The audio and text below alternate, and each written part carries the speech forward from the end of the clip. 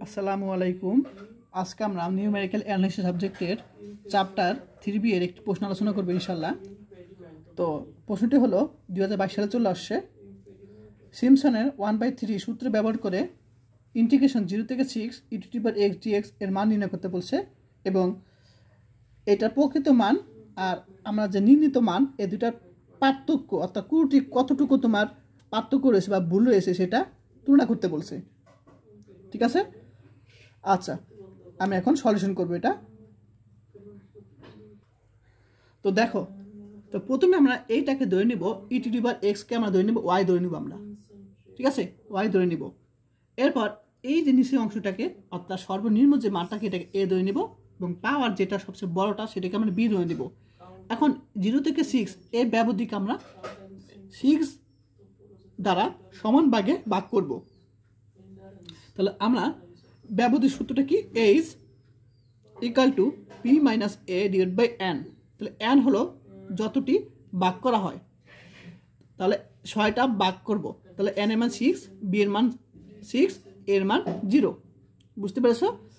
ইকুয়ালটা আমরা 1 পাবো। এখন আমরা ছক তৈরি করব, ঠিক আছে। এখন এই ছক তৈরি করব আমরা এরকম সুন্দর করে। তো এর জন্য দুইটা ক্যালকুলেটর আমরা নিব হাতে, দুইটা ক্যালকুলেটর আমরা নিব। আচ্ছা, দুইটা ক্যালকুলেটর নেওয়ার প্রথম ক্যালকুলেটরে আমরা একটা কাজ করব। দুইটা ক্যালকুলেটর বলতে একটা দিয়ে হয়ে যাবে।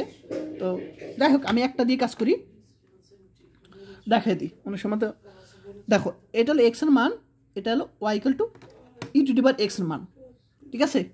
অর্থাৎ এক্স এর মানটা হবে তোমার x0 থেকে এরকম 6 পর্যন্ত, যেটা 6টা ভাগ করা হয়েছে। আচ্ছা, তাহলে এগুলো মানগুলো বের করতে পারলে এগুলো কিন্তু বের করতে পারবা, অর্থাৎ এগুলোর উপর ডিপেন্ড করে এটার মান। আচ্ছা, তাহলে এখন এক্স মান ওয়াই এর মান বের করবো আমরা এখন। তা 6 পর্যন্ত, কারণ আমরা 6 দ্বারা ভাগ করেছি তাই 6 পর্যন্ত বের করব। আচ্ছা, তো এখন ক্যালকুলেটর আমরা তুলব। আচ্ছা, তো আমাদের একটা সূত্র হলো তোমার, আমি বলি এইগুলো কিন্তু আলোচনা করছি, সেটা হলো এক্স। আচ্ছা, প্রথমে আমি বলি x0টা কি। সেই x0টা হলো আমাদের যে সর্বনিম্ন যে বিন্দুটা আছে সেটা হলো x0, অর্থাৎ এখানে 1 থাকতে পারে, 0 থাকতে পারে, যাই থাকুক না কেন সেটা হলো x0, মনে থাকবে। অর্থাৎ সর্বনিম্ন যেটা এর মান সেটা থাকবে তোমার x0। তুমি বাকি অঙ্কগুলো দেখবা, যখন অঙ্কগুলো করবে বাকি অঙ্কগুলো তখন তুমি নিয়ে বুঝতে পারবে x0টা কি। আচ্ছা, গেল। এরপর আমরা জানি xn এর সূত্র হলো, আমরা কি জানি, আমি কিন্তু বুঝিয়েছি, xn এর সূত্রটা হলো x0 + n(h), এটা সূত্র। আচ্ছা, এখন আমি n এর মান যদি আমরা এখানে সাপোজ 1 বসাই, n এর মান যদি 1 বসাই আর x0 মান আমরা পেয়ে গেছি 0, তাহলে আমরা ক্যালকুলেটর সেভ করবো আমি এটাকে।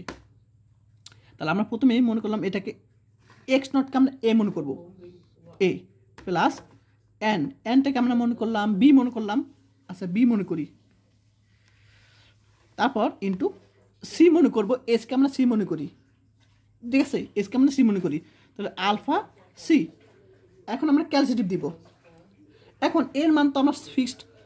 আচ্ছা, এখানে একটা বিষয় হলো আমরা এর মানটা ফিক্সড করে রাখি। তাহলে আমরা আবার একটু শুরুতে করি, এর মান তো ফিক্সড কত, 0, তাহলে আমরা 0 লিখে দিই ফিক্সড, প্লাস 0 ফিক্সড, nকে আমরা ধরলাম a, আর এইচকে আমরা ধরলাম b, ধরলাম b, ঠিক আছে। এখন আমরা ক্যালসিটিভ দিব। এখন এর মান হলো কত, প্রথমে 1 বের করবো আমরা, অর্থাৎ x1 মানে এখানে 1, তাহলে আমরা এখানে 1 টিপ দিব প্রথমে 1। b এর মান হলো h এর মান। আরেকটা বিষয়, h-টাও কিন্তু তোমার ফিক্সড, তাহলে আমরা x-টাও আমি ফিক্সড করে ফেলি, তাহলে আমরা এত ঝামেলা দরকার নেই, জাস্ট পয়েন্ট বসাবো। তাহলে আমরা আবার একটু তুলি, তাহলে প্রথমে হলো x0 ফিক্সড 0 গেল, প্লাস আমরা n এর মান কিন্তু ফিক্সড নয়, n এর মান 1 2 3 ইত্যাদি হতে পারে। তাহলে আমরা nকে আমরা a দ্বারা বস করলাম, আলফা a ইন্টু, আর এখানে আমরা এসকে আমরা মনে করো এস এর মান তো ফিক্সড 1, ঠিক আছে, এস এর মান ফিক্সড, অর্থাৎ আমরা আর এখানে এইচকে আমরা এস এর মান কত 1, 1টা ফিক্সড করে নিলাম। বুঝতে পেরেছো? এস এর মানটা 1, সবসময় এস এর মান 1 থাকবে। তাহলে আমরা এখানে ক্যালসিটি দিব। এখন এর মান প্রথমে একটা এর মান মানে কি এন, এন এর মান তোমার এ ধরছে আমরা কিন্তু। আচ্ছা, তাহলে এন এর মান প্রথমে 1 বসাই। দেখো 1 চলে আসছে এখানে 1। আবার ক্যালসিটি দিব, এন এর মান আমরা 2 বসাবো, 2 পাবো এখানে। দেখো 2, এন এর মান আমরা 3 বসাবো, ক্যালসি 3, এন এর মান 4 বসাবো, ক্যালসি 4, এন এর মান 5 বসাবো, ক্যালসি 5 চলে আসে 4, 5। এন এর মান এখানে 6 বসাবো, ক্যালসি 6, এন এর মান মানে এ ধরছি 6। আচ্ছা, এটা আমরা 6 ধরলাম। বুঝতে পারছো? তাহলে আমরা এটুকু হয়ে গেছে। এখন আমরা এটাকে আমরা ফিক্সড করব। অর্থাৎ দেখো, এখন দেখো আমরা এটাকে ফিক্সড করব। তাহলে আমরা এখানে ওয়াই মান ধরতে হবে, তাই না? তাহলে প্রথম ই লিখি, যে আলফা, এই যে ই আছে দেখো, ই দিলাম পাওয়ার। এখন এক্স এর মানটা দেখো বিভিন্ন রকম আসতেছে, অর্থাৎ এক্সকে আমরা এ দ্বারা প্রকাশ করলাম, আলফা এ। এখন ক্যালসিটিভ দিব। এখন এর মান যখন 0, তখন আমরা এখানে দেখো 0 পেয়েছিলাম। আচ্ছা, তাহলে আমরা প্রথমটা 0 বসাই, ইকুয়াল দেখো 1 পেয়েছি, দেখো 1, তাহলে এখানে 1 বসাবো। আবার এখানে ক্যালসি দিব। এখন আমরা 1 পেয়েছিলাম, 1, এর মান 1 বসাবো। দেখো 2.7182 পেয়েছি। আচ্ছা, ঠিক আছে। আবার ক্যালসি 2 বসাবো,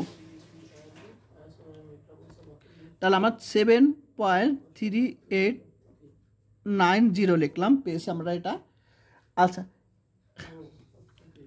এরপর আমরা এখানে ক্যালসি দিব এটার মান, এই যে x3। আচ্ছা, x3 এখানে আমরা এর মান 3, এখন কত 3 পেয়েছি, 3 বসাবো, 200855 পেয়েছি, বসা দিলাম। আবার ক্যালসি এখন 4 বসাবো। এখন 4 বসালে পাবো এখানে 5। একটু বড় করে শখটা করবো, জায়গা আমি শুরু করে ফেলছি। ক্যালসি এখানে 5 বসাবো, তারপর এখানে কত 5 পেয়েছি, 5, তার 14841 আচ্ছা পেলাম। এখন ক্যালসিটি দেওয়ার পরে এখানে আমরা যে মানগুলো পেয়েছি, এখানে y6 আছে, দেখো y6, তাহলে এখানে 6 বসাবো, তাহলে কত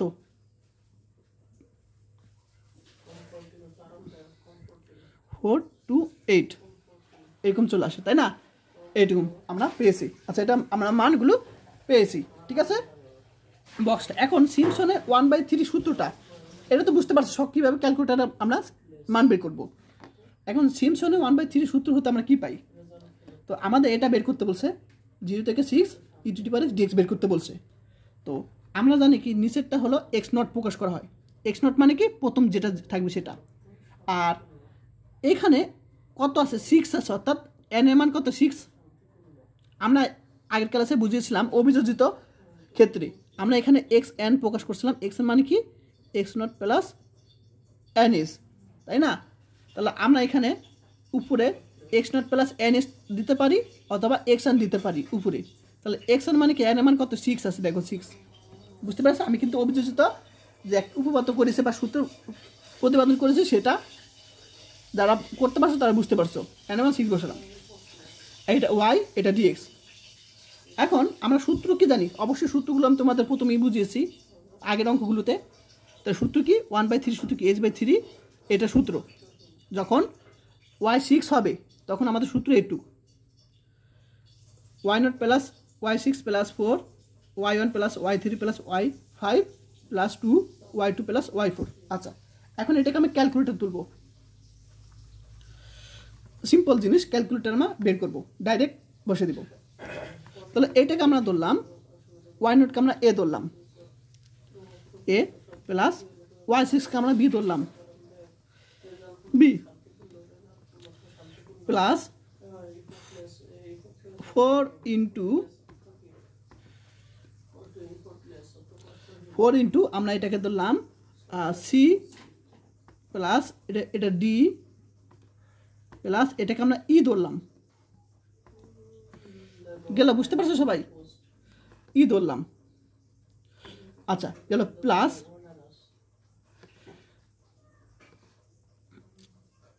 2 ইন্টু এটাকে আমরা ধরলাম ই পর্যন্ত ধরছি, তাহলে ই। আচ্ছা শেষে দুইটাকে আমরা এক্স ওয়াই ধরলাম, ঠিক আছে? এক্স প্লাস ওয়াই ধরলাম, ওয়াই। এখন আমরা ক্যালসিটিভ দিব, ক্যালসি। আচ্ছা ক্যালসিটিভ দেওয়ার পরে এটাকে আমরা ধরছিলাম কি, এ ধরছিলাম এর মান ওয়াই নট, অর্থাৎ ওয়াই নট মান আমরা কত পেয়েছিলাম? 0, 1 পেয়েছিলাম, 1। তারপর বি ধরছিলাম হলো তোমার এটাকে বি ধরছিলাম, এটাকে আমরা বি ধরছিলাম, তাহলে 403.428 বসে দেবো আমরা এখানে। সি এর মান ধরছিলাম হলো y1কে 2.7182। ডির মান ধরছিলাম আমরা এখানে, আমরা কিন্তু এগুলো একটু আগে বুঝলাম, আমি জাস্ট এগুলো মান বসে দিলাম। ডি এর মান হলো যেটাকে আমি ধরছিলাম 2.00855। ইর মান ধরছিলাম কি, এই যে 5কে ই ধরছিলাম 148.4413 ইকুয়াল। এখন এক্স এর মান ধরছিলাম তোমার এইটাকে 7 পয়েন্ট, এই যে এটাকে এক্স ধরছিলাম, এক্স ওয়াই ধরছিলাম এটাকে আমরা 3890। আর ওয়াই মান ধরছিলাম আমি এই যে এটাকে 0.5981 বসে দিলাম। এখন ইকুয়াল দিব, এখন এটা মান চলে আসে, এখন ইন্টু h/3। তাহলে এস এর মান আমরা কত পেয়েছিলাম? এস এর মান 1 পেয়েছিলাম, তাহলে আমরা 1/3 গুণ করতেছি আমরা এটা মানের সাথে, ইকুয়াল। দেখো আমাদের এটা মান চলে আসছে, তাহলে আমাদের অ্যান্সারটা কত চলে আসছে? দেখো এই অ্যান্সার চলে আসছে, দেখো আমাদের এখানে এবং দিলেই হবে 4.40423 চলে আসছে। এখন আমাদের প্রকৃত সমাকলনের মানটা আমরা বের করবো। এখন এটা আমরা নির্ণীত মান বের করছি, এখন প্রকৃত যেটা মান সেটা আমরা এখন বের করবো ক্যালকুলেটরে গেল। তো আমাদের এটা বের করতে বলছে, তো এটাকে সমাকলন e⁻x কে সমাকলন করলে e⁻x হবে, সবাই জানো। আর আমরা সীমা বসিয়ে দিলাম, এখন আপার লিমিট লোয়ার লিমিট বসিয়ে দিলাম। এখন e⁻0 মানে 1। এখন এটাকে আমি ক্যালকুলেটরের মান বের করি, আলফা ই পাওয়ার কত 6 আছে, 6 -1 এই যে -1। এখন ইকুয়াল টিপ দিব, দেখো আমাদের চলে আসছে এরকম মান চলে আসছে, ঠিক আছে? এরকম মান আমাদের চলে আসছে, বুঝতে পারছো? আমাদের দেখো মান চলে আসছে। এখন এটা পার্থক্য কত? আমরা নির্ণীত মান পেয়েছি এত, আর আমরা আসল যে প্রকৃত মান পেয়েছি এত, দুইটার মধ্যে পার্থক্য কত, তো কুরুটি কত, ভুলের পরিমাণ কত, সেটা আমরা বড়টা থেকে ছোটটা বিয়োগ করলে চলে আসবে। বড়টা থেকে ছোটটা বিয়োগ করছি, দেখো বড়টা থেকে ছোটটা যদি বিয়োগ করি আমাদের এরকম মান চলে আসবে। আচ্ছা তাহলে আমরা যদি বিয়োগ করি 4.423 মাইনাস এই যেটা 4.4024287, দেখো আমাদের এরকম চলে আসবে, ঠিক আছে? তো আমি এখানে 4 দিতে পারি বা 5 দিতে পারি, এটা তোমার তেমন অ্যান্সার হয়ে যাবে, ঠিক আছে? তুমি চাইলে 5 দিতে পারো বা 4 দিতে পারো, 4 দিলেও হবে 5 দিলেও হবে, এটি অ্যান্সার চলে আসছে। তাহলে বুঝতে পেরেছো? তাহলে এই টাইপের প্রশ্ন আছে ইনশাল্লাহ পারবে। আর যারা এখন আমি ইউটিউব চ্যানেলটি সাবস্ক্রাইব করে না, তো সাবস্ক্রাইব করে দিও।